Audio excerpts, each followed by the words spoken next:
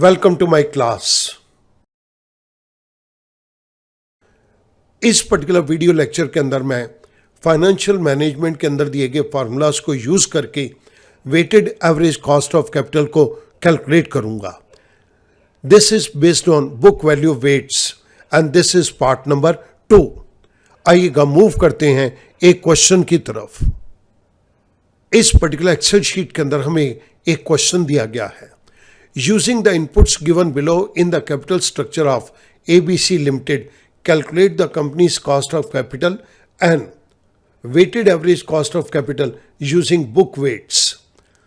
मेरे पास left side के ऊपर एक स्ट्रक्चर के अंदर एक टेबल दी गई है जिसके अंदर there are number of columns. Particulars के केस के अंदर हमारे पास equity share capital, preference share capital और डिबेंचर्स, इनकी यहाँ पर कुछ डिटेल्स दी गई हैं। नीचे कुछ और मेरे पास एडिशनल डिटेल्स दी गई हैं, for example expected dividend, growth rate and tax rate. इन इनपुट्स के बेस के ऊपर मुझे कॉस्ट ऑफ कैपिटल को और weighted average cost of capital को कैलकुलेट करना है। सबसे पहले मैं यहाँ पर अमाउंट के नीचे वाले सेल के अंदर इस अमाउंट को टेकअप कर रहा हूँ। The number of equity shares are 2 lakhs, face value is 10 rupees, whereas the market price is 50 rupees।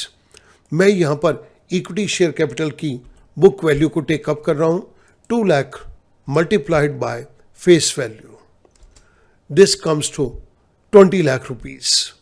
Similarly अब मैं प्रेफरेंस शेयर्स को यहाँ पर टेकअप कर रहा हूँ, equals to preference shares total number is 40,000 multiplied by the face value of 100 rupees, this comes to 40 lakh rupees। Debentures के case के अंदर हमारे पास टोटल नंबर ऑफ डिबेंचर्स हैं 16,000 और फेस वैल्यू 100 है। This is equals to multiplied with the face value, हमारे पास डिबेंचर्स की टोटल वैल्यू आ गई 16 lakhs। अब मुझे इसके बेस के ऊपर कॉस्ट ऑफ कैपिटल को कैलकुलेट करना है। कॉस्ट ऑफ कैपिटल के अंदर मैं 3 चीज़ों को कैलकुलेट करूंगा, cost of equity, cost of preference and cost of debt. इसके लिए मैं कुछ एब्रीविएशन आपको पहले ही एक्सप्लेन कर देता हूं।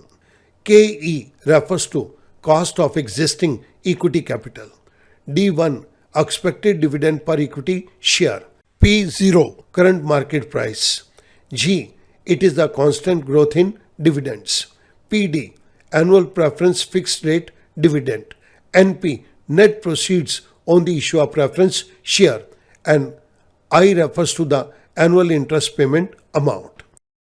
अब स्टूडेंट मैं यहाँ पर कॉस्ट ऑफ कैपिटल को कैलकुलेट करूंगा। इसके अंदर सबसे पहले मैं कॉस्ट ऑफ इक्विटी को टेकअप कर रहा हूँ जिसके लिए हमारे पास यहाँ पर फॉर्मूला दिया गया है। This is equals to D1, this is the expected dividend per equity share. Expected dividend per equity share is ₹5।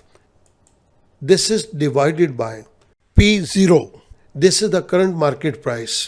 हमारे पास करंट मार्केट प्राइस इसका 50 rupees है, plus G is the growth rate, it is 8%।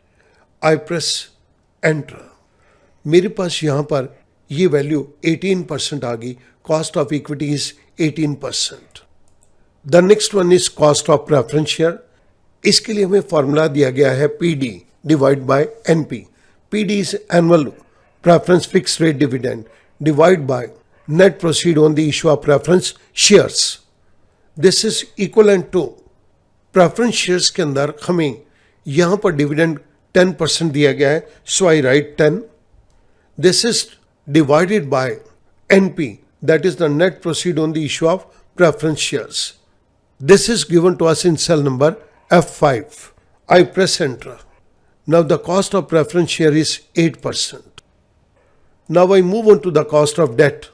This is interest amount multiplied by parenthesis start 1 minus tax, parenthesis closed, divide by net proceed। I solve it here। हमारे पास यहाँ पर debentures के ऊपर interest का rate 12% दिया गया है, so I write 12% here। This is multiplied parenthesis start 1 minus tax rate is 35%, parenthesis close. This is divided by net proceed. Net proceed is given to us in cell number F6. I press enter. मेरे पास यहां पर cost of date calculate हो गई 7.22%. अब मैंने ये सारी cost of capital को कैलकुलेट कर लिया. Now I move on to the weighted average cost of capital. यहां पर मैं सोर्स ऑफ कैपिटल के अंदर सबसे पहले इक्विटी शेयर कैपिटल को टेक अप कर रहा हूं. Book value, this is equal to amount 20 lakhs. The second one is preference share capital. This is equivalent to 40 lakhs. The third one is debentures. These are equal to 16 lakhs.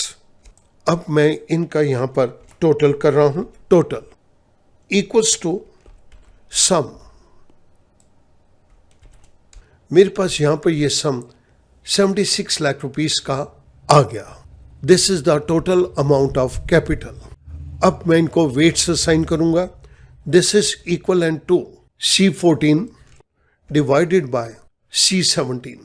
क्योंकि student ये C17 total ये change नहीं होगा और मैं इसकी reference चाहता हूं चेंज ना हो, तो मैं F4 को प्रेस करके इसको लॉक कर रहा हूं. मेरे पास यहां पर इक्विटी शेयर कैपिटल का वेट आ गया. मैंने इसी फॉर्मूले को नीचे ड्रैग कर दिया और मैं इसको अब नीचे ड्रैग कर रहा हूं. Then the value comes to 1, that is 100%. Cost of capital के केस के अंदर cost of equity is 18%, cost of preference share is 8%, cost of debenture is 7.22%. Now I need to calculate the weighted average cost of capital. This is equivalent to weights multiplied with the cost of capital. मैंने fill handle को select करके इसको नीचे drag down कर दिया. इस जगह के ऊपर मैं इसका सम कर रहा हूं. सम